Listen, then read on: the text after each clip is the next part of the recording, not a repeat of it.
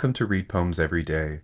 This morning I was rereading Virginia Woolf's A Room of One's Own, preparing for a talk I'll be giving later this summer, when I came across a passage I have read dozens and dozens of times, where she quotes a poem by Christina Rossetti, the Victorian British poet. And then it occurred to me, how about we look at this poem for the channel? So here it is, A Birthday by Christina Rossetti. We're going to read it out loud and then walk through a few of the steps of slowly getting to know a poem, if not all of them. We'll see we'll see how long it takes to get through the initial ones. So here it is. Let's read it. A Birthday, Christina Rossetti. My heart is like a singing bird whose nest is in a watered shoot. My heart is like an apple tree whose boughs are bent with thick-set fruit. My heart is like a rainbow shell that paddles in a halcyon sea. My heart is gladder than all these, because my love is come to me. Raise me a dais of silk and down, hang it with vair and purple dyes, carve it in doves and pomegranates and peacocks with 100 eyes. Work it in gold and silver grapes, in leaves and silver fleur-de-lis, because the birthday of my life is come. My love is come to me.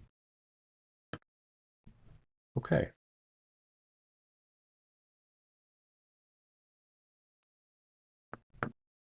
Let's back up. I'm going to shrink that down a bit. Well, maybe I wanted to read it zoomed zoomed in like that with my notes uh, shoved to the side so that you could see where the line breaks actually are. Because if we zoom in like this, we see the line 3, for instance, spills over. But we won't get too confused as we count some beans here. All right. How many lines are in Rossetti's poem? We have one, so 8 lines there, 8 lines there, so that's 16 lines. 2 stanzas, 2 8-line stanzas. Great. They're metered, so they have a sort of uniform length to them. Great, 16 lines, 2 8-line stanzas for the most part. Do we have any instance of enjambment here? Let's take a look. So in line, so bird whose, so lines 1 to 2, instance of enjambment here. I'm actually going to highlight line 5, 6, 7, 8, 9, highlight line 10, 11, 12, 13, 14, and line 15. So there we go. Just to keep that straight, let's also open this up a bit. 16 lines, 2 8-line stanzas. Although it's hard to tell so zoomed in, that looks like it's, there we go, that's a little better. Enjambment, bird and whose, tree and whose. That's lines 3 to 4. Shall that, lines 5 to 6. Sensing a pattern here. These and because. That's lines 7 to 8. Note that then every odd line is enjambed. So bird, line 1, line 3, line 5, line 7. But note something, when we get to the second stanza, that pattern goes away.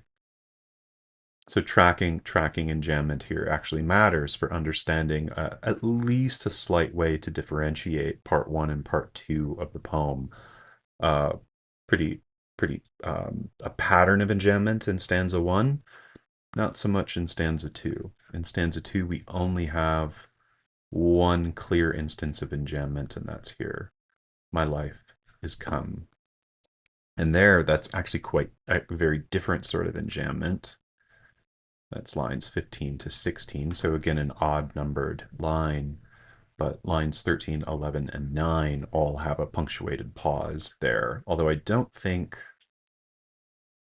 hmm, I don't think I don't think I paused when I read this line here. That's on me though. But visually anyway, you can see there's I think meant to be a pause there. So why is this one, coming back to what I was in the middle of saying, why is this enjambment different than the others? Because the enjambment is introduced between a subject and predicate, right? Or a subject and an action. So whereas above, the enjambment is always um, linking a kind of qualifying clause to something that is already an independent clause. My heart is like a singing bird can kind of stand alone.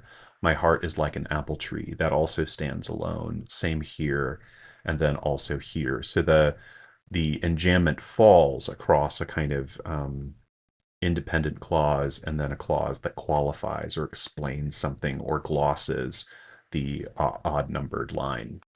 That's not the case here. So the enjambment is different and the syntax is different when we get there. So speaking of syntax then, let's think about punctuation a bit. Italicize that. Okay, in terms of punctuation, what do we have? We have in the first stanza, let's look really carefully. We have semicolons throughout. We have on the even numbered lines. So lines 2, 4, and 6. We have semicolons. We also have a semicolon in line 9 and 10 and 12 and 14. Okay. No semicolons midline though. No semicolons midline. All right, so then we have a period in line 8, and is it just 8 and 16? Right, so 8 and 16, so that indicates that the two stanzas um,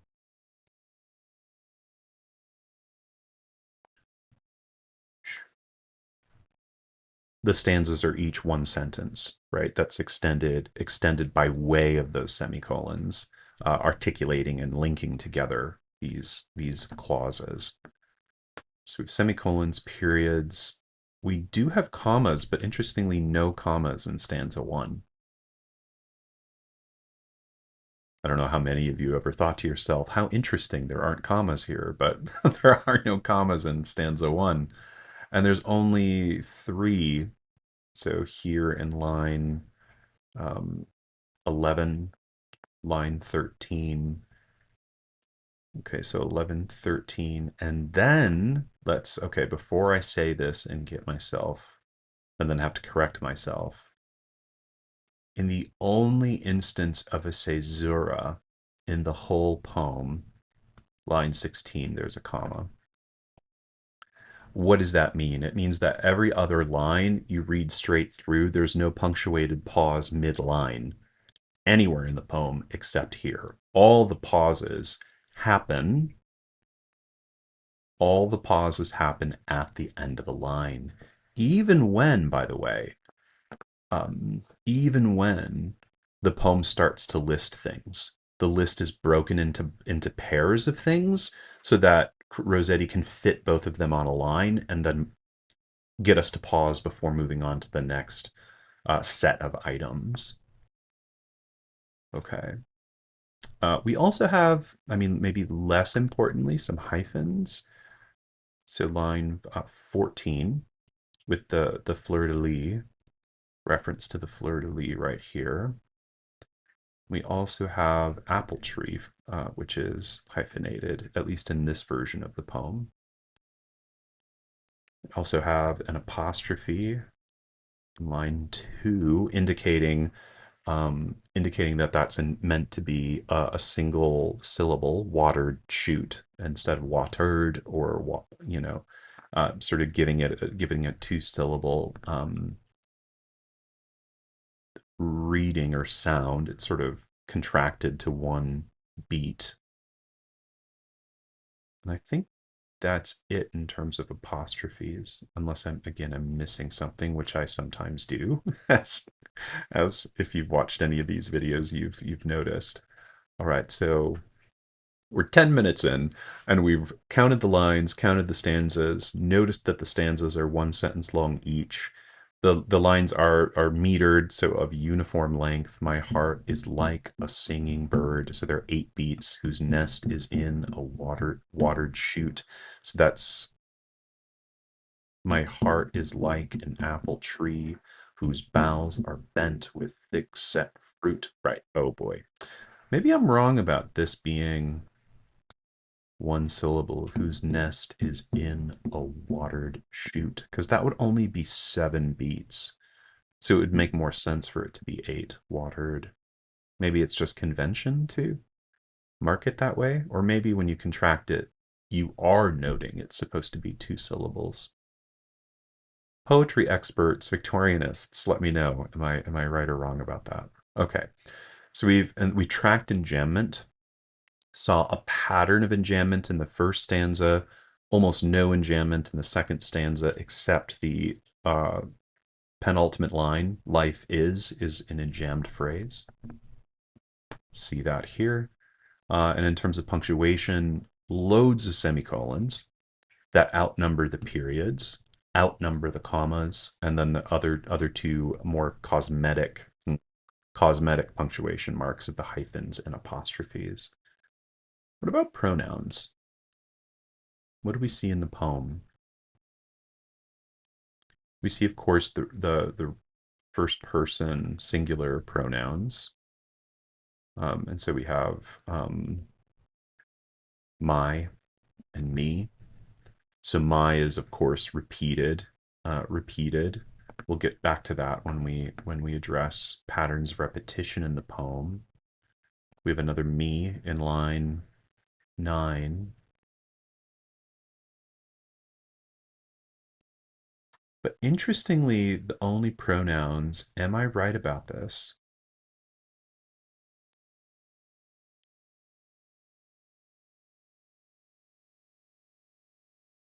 So we do have an it. I was about to say these are the only only ones. There is an it in line 10 and 11 and 13, and that it refers to the dais in line 9. Hmm. I have open here for our edification the Oxford English Dictionary. When you read poetry that's kind of out of alignment with your own moment, it's sometimes really good just to kind of get a sense of definitions of things. And we see that dais is a old is a pretty old word, um, related to a raised table or a raised seat, especially at a feast. So that's interesting. Here it would be a birthday feast, maybe. All right, so we'll leave it there. I don't want to get too far down the rabbit hole. Anyone who's spent time in the Oxford English Dictionary knows you can kind of get lost in those entries, which is a good kind of getting lost, but maybe not on camera. Okay, pronouns, first person singular pronouns, me, my, me. What can we notice though about this? What some thoughts? No, no I. So no subjective first person singular pronoun.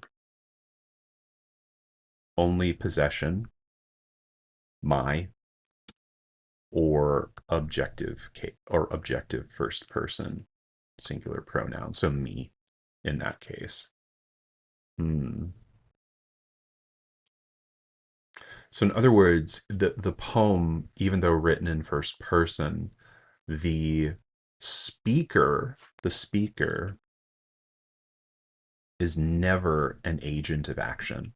The speaker never describes something she, and I use that pronoun with some caution. Some students have very recently this past semester, my students have wondered with me whether knowing the sex or gender of a poet gives us license to then gender a speaker. And that's something I've been thinking quite a lot about. I feel, although this is just a feeling, it is pretty safe to use a feminine pronoun to describe the speaker here, but feel free to drop a note in the comments if you disagree with that. I'd certainly be open to revising that position. The speaker, but back to the original point though, the speaker is never an agent of action in the poem. Even here, raise me a deus is a imperative given to who is meant to do this raising. Uh, it's unstated. No you is here. So the love, if love is meant to indicate a beloved or another person, that person is not directly addressed. And we don't get a you who is that's addressed to another person either. Uh, no no gendered third person pronouns. So we just have the it here. So there's no sense of a he or a she being described or talked about. So what does that indicate then? It raises some questions about what the poem itself is doing. The poem is more about a kind of state of affairs that involves the speaker, and yet there's a way in which the poem puts a little bit of emotional, even though the poem is emotional. The end of each stanza is referencing love, and as a kind of a rival of love, so to speak. Not so to speak, that's what is said. But there does seem to be some distantiation happening in a whole bunch of ways. Now that I'm looking back at the first stanza too. All right, so that's counting beans. That's counting beans. Sound and sense. Um, we of course have a rhyme scheme here. Have a rhyme scheme. Um, the even numbered lines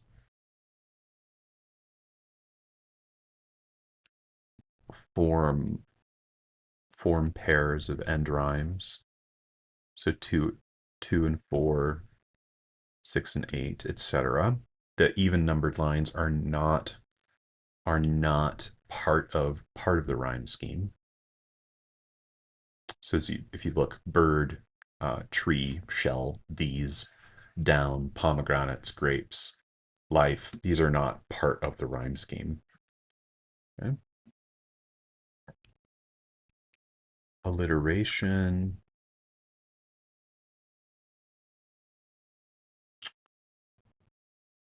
We have bows, bent in line 4.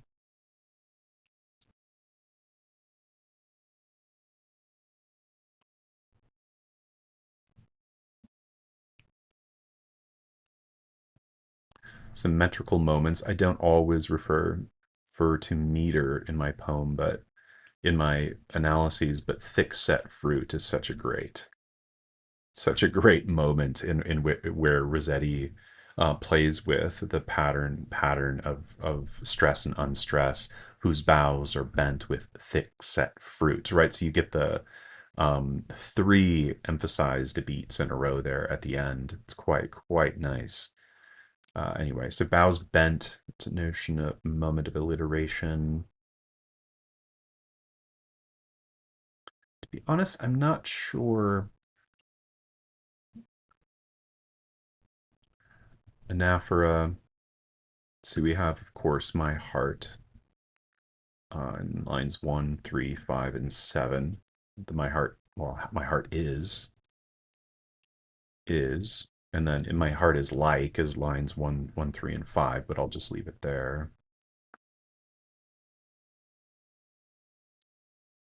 Dais and down, line 9. Dies, doves.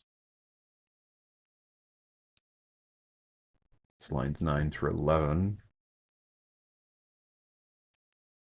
Gold grapes, line 14.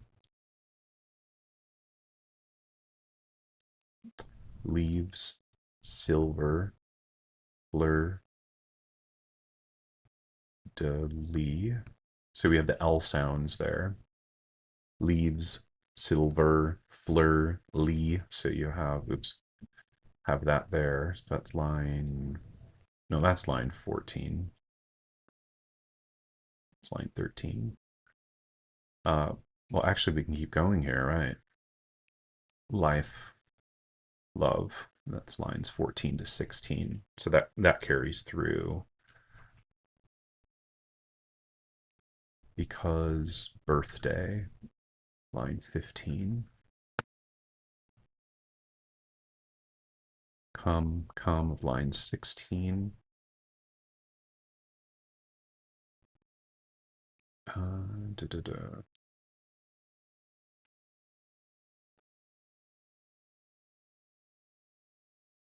Pomegranates,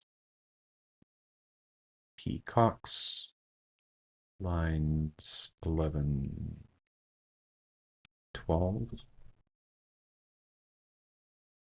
Okay, so I mean, you get a sense of some of the patterns. There's not necessarily to me an overwhelming kind of pattern of alliteration here. Most moments of alliteration are kind of self-contained and don't involve that many words.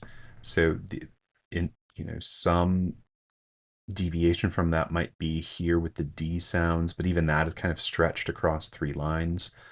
The L is maybe the the leaves, silver, fleur de lis, that might be the moment in the poem with the highest frequency of a consonant sound being repeated in close proximity.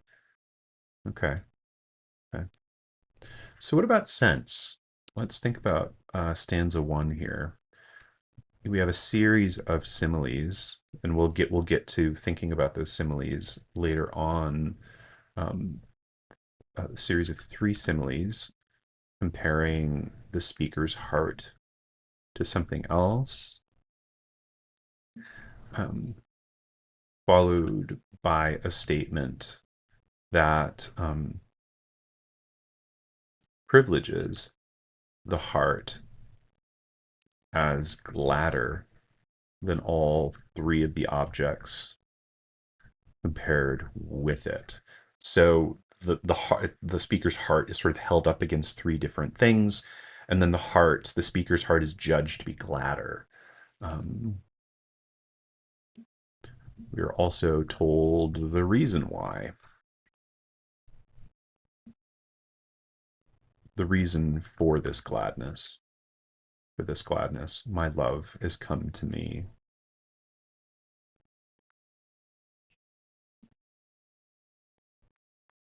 My love has come to me. What a interesting way to say, hmm, you've fallen in love, or I mean, what's the situation here? Is this a situation where the speaker and a beloved have been separated and the beloved is returned? Hmm. So you can see there's a even as we're trying to articulate the prose sense, and maybe this is something to anticipate the section on ideas and questions. The poem announces something about its theme or announces something about a vibe, love, sort of powerful word that orients us as readers. And yet at the same time, the situation is pretty unclear. It's not even a guarantee that my love here is a person. It might be referring to something else. but we'll get back to that. What's going on then in stanza 2?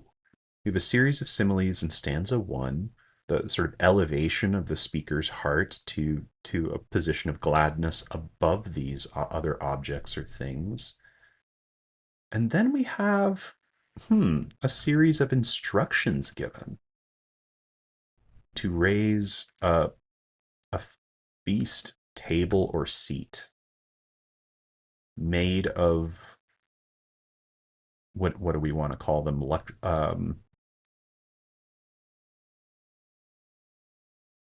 Of various luxuries, and those luxuries include furs, um, um, textiles. Is that the right word? Does silk fall under textile?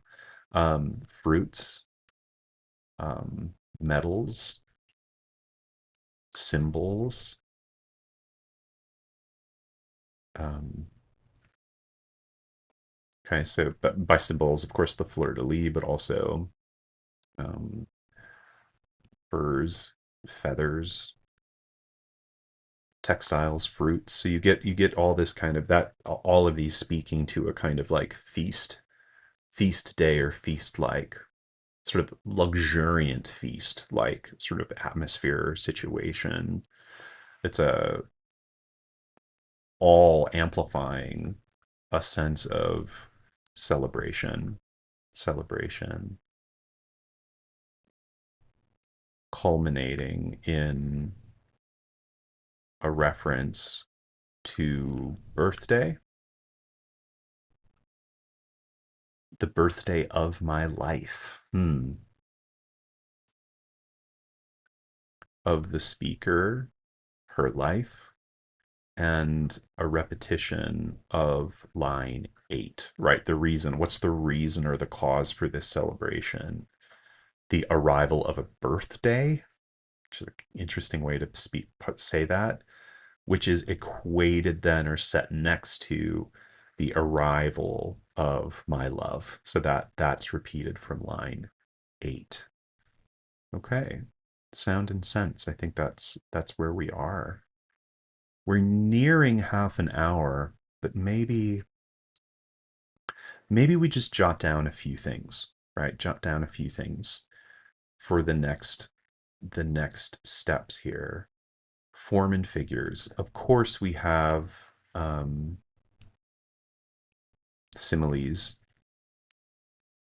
lines 1 through 6. You have also a kind of hyperbole in lines 9 through. Is hyperbole even the right way to put that? I don't know. Lines 9 through 14, or which is a kind of maybe extended metaphor. Arrival of love to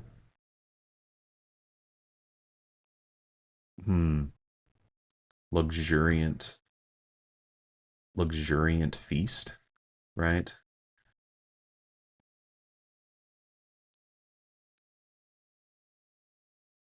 And that's, of course, also what I'm referring to, lines, 9 through 14. It's also what I'm referring to there, lines 9 through 14.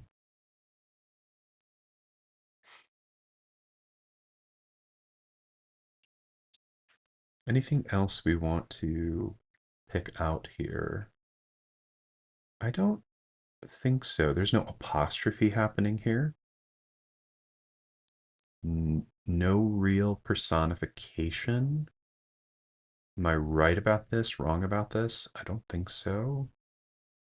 Um, so yeah, I think in terms of the kind of basic figures that I tend to look for, that's really it. Um, but what about form then?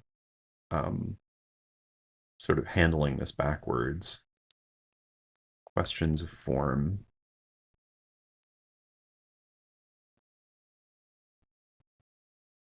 Realizing I'm gonna have to do bulleted list here. So, when thinking about questions of form in this poem, there are lots of things we could think about, but something that was raised as soon as we started tracking enjambment, tracking punctuation, even before we got to thinking about the prose sense of the poem, we might wonder about the connection between stanza one and stanza two. Um, the title, the title reference to birthday, and the poem's reference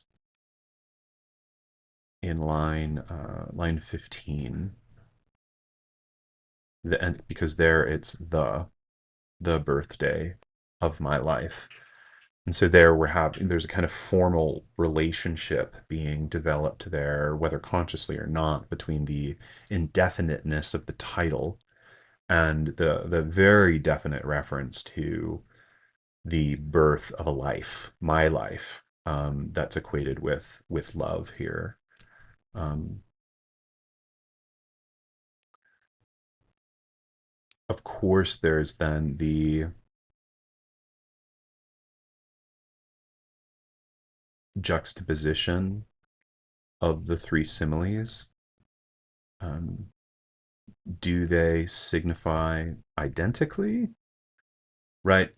Does the first simile about the singing bird, is that meant to be giving the same vibe as the apple tree, as the rainbow shell, or are different dimensions of the heart's gladness being aggregated by these similes, aggregated and then displaced by the speaker's heart as still gladder than even the combined aggregate sense of these three um, images. Okay.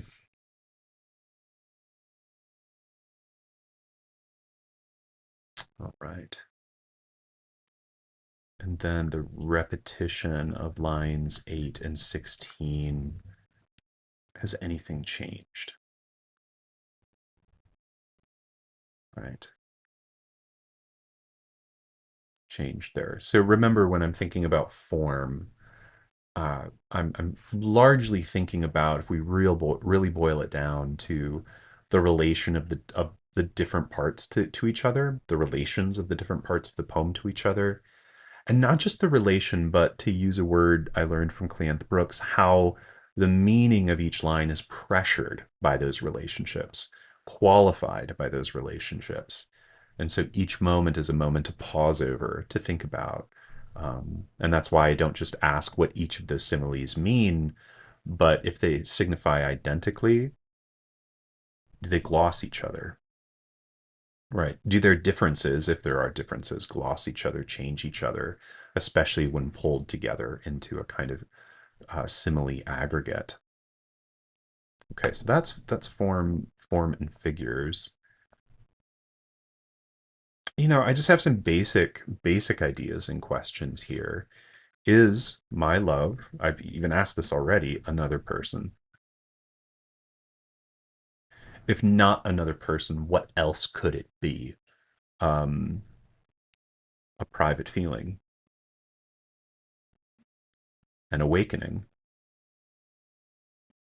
an experience of falling in love, of bodily pleasure, not looking to make anyone blush, but maybe that's something that's going on here, right? Like what's happening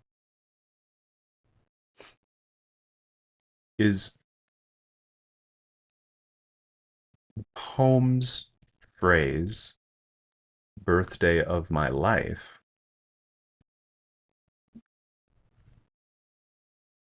a play on the Christian idea of being born again as well. So in that sense, is this poem risking a little bit of sacrilege? Um, risking a little bit of sacrilege, comparing them, this would introduce a kind of implied metaphor of a conversion experience or being born again, a baptism with falling in love or with whatever is being referred to by love. Okay. All right. This is supposed to be contexts. I think I will sort of stop there. We've generated a lot of notes about a 16-line poem, a very famous poem, one of Rossetti's best known. Although I realized this morning when reading A Room of One's Own that I actually did not know this poem very well at all. I'm sure I've read it more than once, probably in classes, but if you recited those lines to me, or as I read the lines in Woolf's book this morning, I couldn't tell you what poem they were coming from. So this is, in a sense, a pretty new poem to me. A Birthday by Christina Rossetti. All right. Well, this is the 30th video I've recorded for this channel, which feels pretty cool. Pretty cool for me, and I hope to keep recording them. And if you want to interact at all, please drop a comment, suggest another poem you might like me to talk about, or share your own thoughts on what it was like to read this poem on your own and to try to get to know it. Have you read anything else by Rossetti? Thanks for spending time with me today. Let's read more poems tomorrow.